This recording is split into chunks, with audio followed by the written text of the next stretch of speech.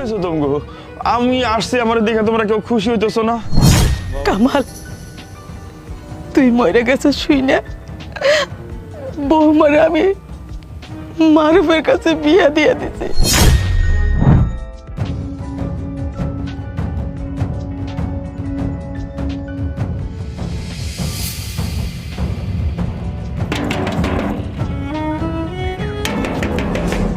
কে?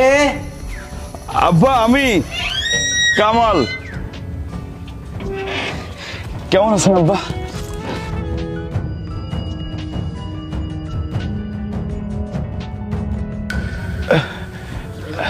বাসার সবাই কোথায়? কামালের মা, কামালের মা, কি গো? দেখো তোমার কামাল আইছে। এই সবাই আহো। কি কর? কামাল আইছে? আম্মা কেমন আছেন? কি হয়েছে তোমগো? আমি আসছি, আমার দেখে তোমরা কেউ খুশি হইতেছো না? বাবা তুই বাচ্চা আছোস? আমরা তো শুনছি 3 বছর আগে তুই মারা গেছোস। তোর তো কোনো খবরও নাই বাবা। আমরা তো খবর পাইছি ওই তোমার লাশও খুঁজা পায় নাই, যার কারণে তোমারে আমরা আনতে পারি নাই দেশে। কামাল, তুই বাচ্চা আছোস?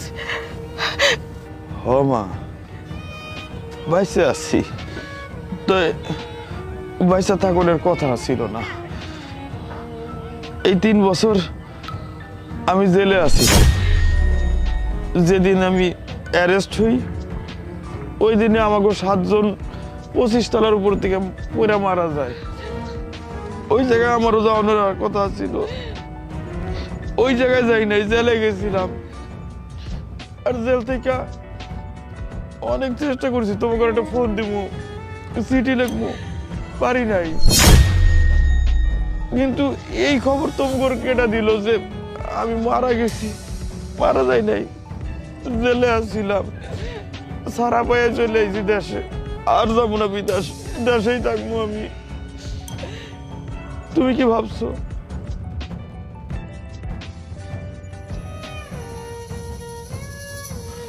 আমি মারা গেছি?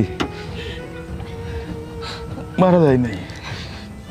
জানো, এই 3টা বছর আমি অনেক চিঠি লিখতে চাইছিলাম, ফোন করতে চাইছি, কোন রকম একটা খবরটা দিতে চাইছি যে আমি জেলে আছি। কামাল, তুই মরে গেছিস শুই না বৌমারে আমি মারুফের কাছে বিয়া দিয়ে দিছি।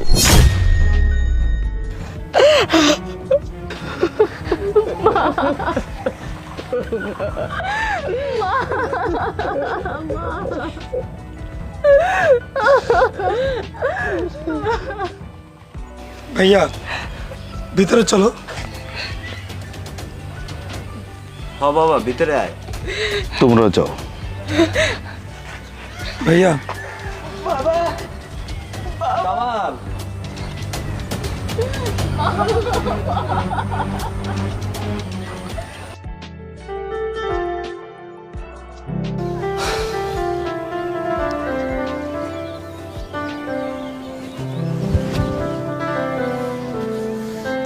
কামাল,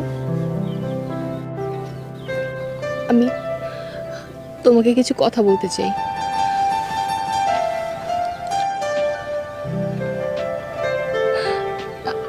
আমি জানি এই কথাটা শোনার পরে তোমার অনেক কষ্ট হচ্ছে, কিন্তু দেখো আমরা কি করে জানবো যে তুমি বেঁচে আছো? তোমার অফিসের লোকদের থেকে আমরা জেনেছি যে তুমি 3 বছর আগে মারা গেছো।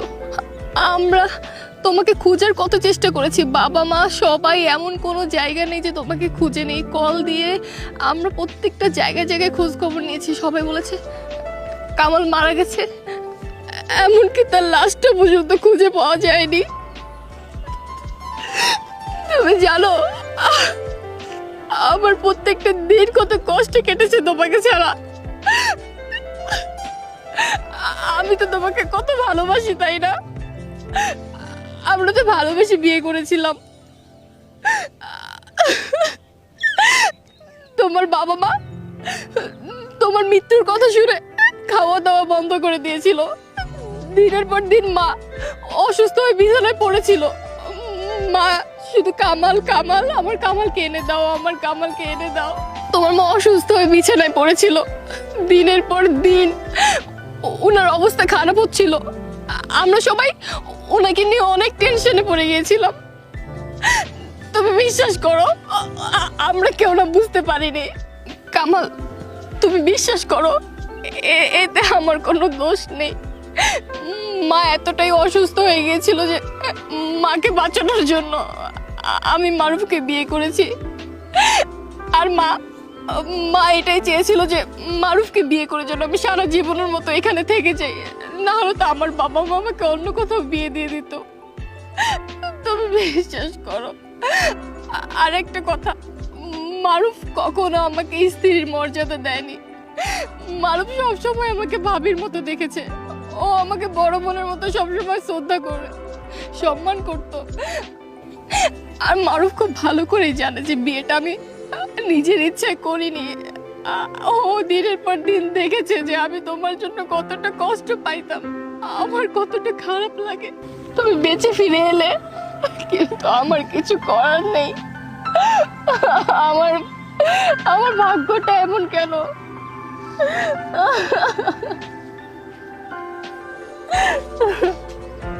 ভাইয়া,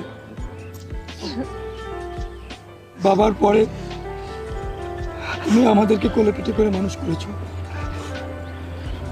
বড় ভাইয়ের স্নেহ দিয়েছো। আমরা যখন তোমার মৃত্যুর কথা শুনে শনাক্ত করার চেষ্টা করলাম, এক সময় যখন জানলাম তুমি নেই, তখন তুমি বিশ্বাস করো আমি তাকে আজও পর্যন্ত ভাবির মর্যাদা দিয়ে রেখেছি।